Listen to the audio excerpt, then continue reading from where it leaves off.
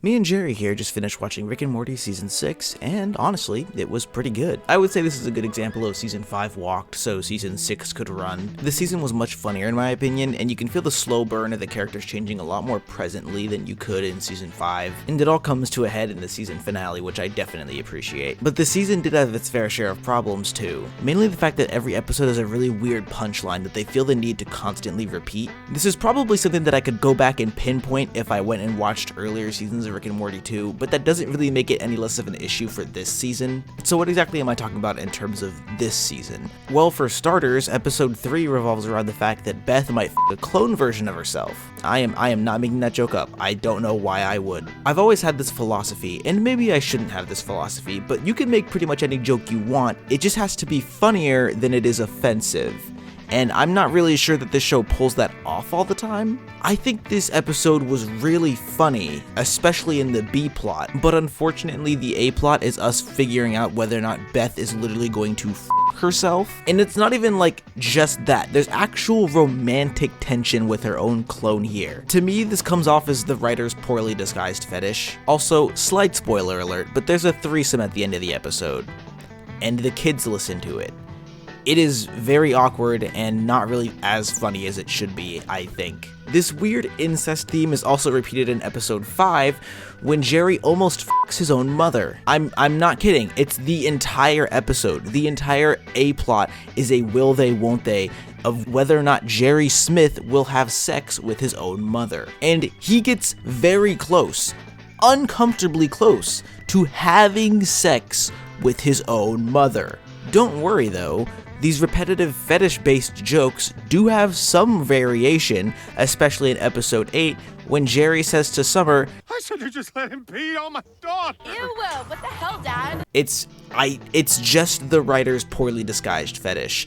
The episodes themselves are funny, but the recurring bit itself is more uncomfortable to listen to than it is funny. The repetitive joke in episode 9 is also that Morty might have to cut off his penis. There's still 6 episodes left that aren't related to someone's genitalia or fetish, so let's go look at those. All of those things aside, the rest of the episodes are still very funny. All those zany, wacky references you expect Rick to make are still present. I just think that Pissmaster was a joke that was much funnier to the people in the writer's room, but when you hear it 32 times aired live on television, it's not really as funny the 32nd time. That being said, most of the episodes in the season still do range from good to great. I think episode 2 is probably the weakest. The recurring joke is that Summer has never seen Die Hard yet has to do a Die Hard. It's funny, but the episode felt really slow. And I was actually much more engaged in Summer's B plot than I was Rick and Morty's A plot in this episode. Episode 3 is the one that focuses on whether or not Beth will f*** a clone version of herself. But the B plot in this episode is really funny. But it just really is not that fun to watch Beth decide whether or not she will fornicate with herself. Episodes 9 and 10 though are pretty enjoyable, and I think that's just because they're very connected to one another. Like episode 10 makes episode 9 better when you go back and watch it, which I very much appreciate. I think episode 7 was really good, maybe a standout. Unfortunately, the second half of the episode just isn't really as interesting as the first half. The highlight of this season is probably episode 2, titled Night Family. I'm also saying episode numbers because Rick and Morty has this really weird thing with their episode titles where they need to fit Rick and Morty in the title, even if it makes it unpronounceable. But episode 2 was probably the highlight, and I think it's just really funny because the punchline is that it all happens because Rick refuses to wash his own dishes. A large overarching theme in Rick and Morty is the family dynamic and how it changes over the course of the seasons. But this season we really only see changes in Morty and not much else. I think Jerry gets a good amount of screen time. Beth has pretty much all her development in the episode where she has sex with herself, and Summer's almost not present. Summer is a major player for 2 of the episodes of the season, but she really doesn't show up for much else. I really can't remember much else of what she did. She just has a lot of throwaway lines in this season. Jerry gets some good character development in the Pissmaster episode, and a version of Jerry is very interesting to watch in the first episode, but I'm not really sure that counts because I said it's a version of Jerry.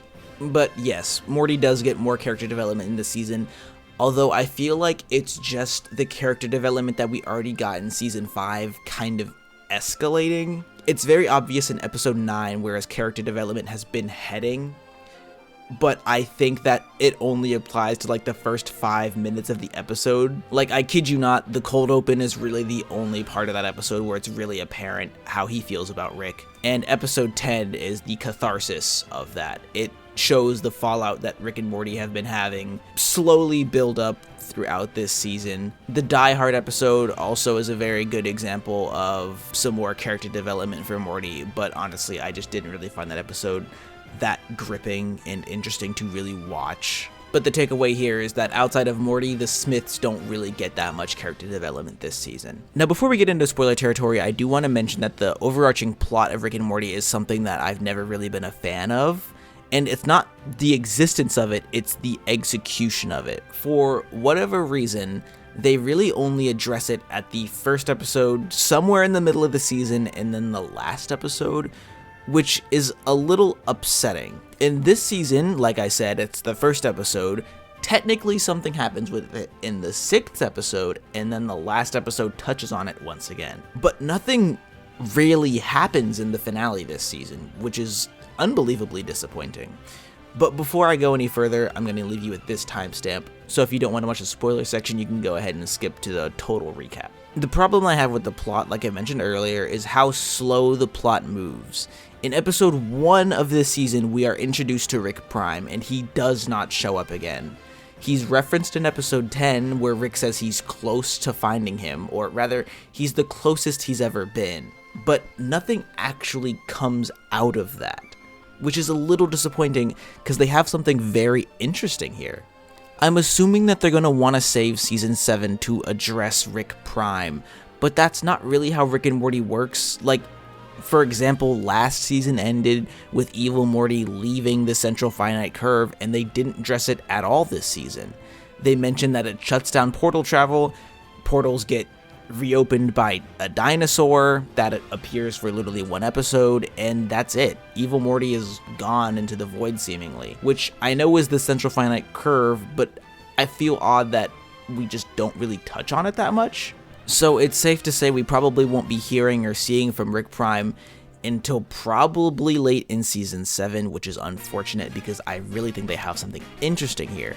Rick and Morty is a great example of a show that can do whatever it wants, whenever it wants, and for the most part, the audience really isn't going to question it. So it makes it slightly annoying when they have all these interesting stories and worlds set up that they just don't really touch on that much. But to recap and close this review out, I think season 6 was very good in the regard of taking power away from Rick. I think Rick and Morty is at its best when it's a balance between Rick knowing what's going on but not knowing how to solve the problem. For a majority of the season, portal travel just isn't an option due to the fallout of the season 5 finale, which automatically, in and of itself, puts Rick at a disadvantage because portal travel is an integral part of Rick's character. It makes it obvious that this is something that he doesn't have the answer to, and he doesn't even solve the problem himself. I think the show honestly gets a lot more enjoyable in episodes like 4, 6, and 7, where we see Rick trying to figure out the problem with us. Although the seemingly fetish-related jokes being a part of episodes 3, 5, and 8 just aren't that fun to watch for 22 minutes, I think this season still does do a lot right. But I think that a lot of this season just isn't as engaging as other seasons such as season 2 and I'm not saying season 5 was fantastic. I do think it's one of the weaker seasons, but the finale of season 5 was very, very good. And the finale of this season just isn't. Nothing really happens. It's just Star Wars references for like 20 minutes, and then the season kind of just ends the same way season 1 ends. Like, they literally do the 20 years Rick and Morty thing again, and I do think it's funny. I'm not gonna lie, I think it's very funny when he does that, but I was a little disappointed that we really didn't get that much of a really good ending. There's a very good emotional catharsis between Rick and Morty, but in terms of what actually happens in the finale, not much. So I'm going to give Rick and Morty season 6 a 7 out of 10. It's still a really fun, smart, and witty show, but I personally just think that the show underutilizes a lot of what it could be. I'm still very excited for season 7. I just hope that we don't have 2 episodes where the main punchline is incest sex. It's not that entertaining. Well, Jerry, is there anything that you would like to add? No? Okay. Well, then I'll see you guys next week.